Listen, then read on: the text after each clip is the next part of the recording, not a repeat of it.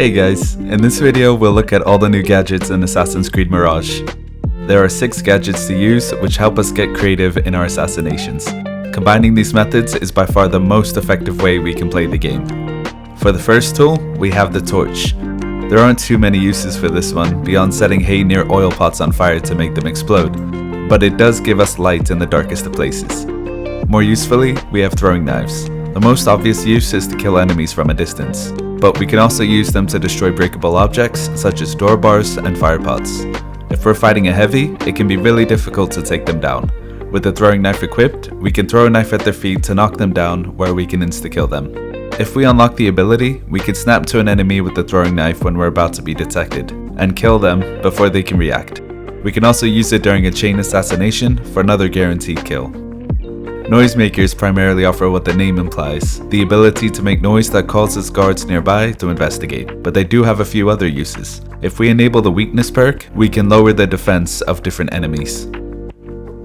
With the sparks perk enabled, we can also use it to blow up fire pots. By enabling the shockwave perk, we can use it as a concussion grenade to blast enemies in a radius, or use it to destroy weak walls so we don't have to find a fire pot. The last use for the Noisemaker is through activating the Terror perk, which works similar to the Jack the Ripper DLC for Syndicate, where enemies in the blast radius will become panicked and exit the area for a short period of time, especially useful for getting rid of inconvenient NPCs. Traps are archaic landmines. They're primarily used to knock enemies down, but only for a very short time without the lingering knockdown perk. By enabling Fracture, they can be used to reduce enemy defense levels as well. They can also be turned into a remote explosive by enabling the Whistle trigger perk, where they only detonate once we press the whistle button. Smoke grenades are insanely useful. The main uses are to mask assassinations or to escape from conflict. If we enable the healing vapor perk, it can also be used to regain health. Alternatively, we can enable the choking fumes perk in order to deal damage to enemies caught in the smoke.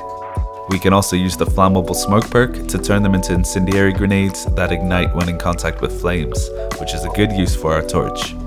Lastly, you can enable the mind wipe perk, which makes enemies forget they saw you if you want to stay in the area without suspicion.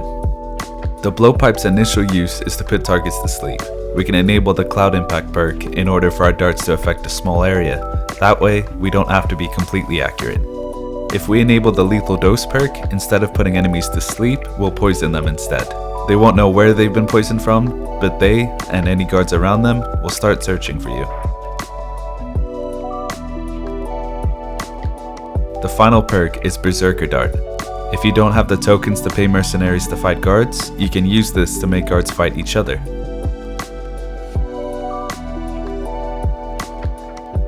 Those are all the gadgets and uses in Assassin's Creed Mirage.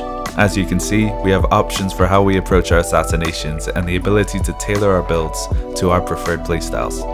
By leveraging these tools, we can become the deadly assassins we always wanted to be. Remember to hit the subscribe button if you haven't already, and without further ado, I'll see you in the next one.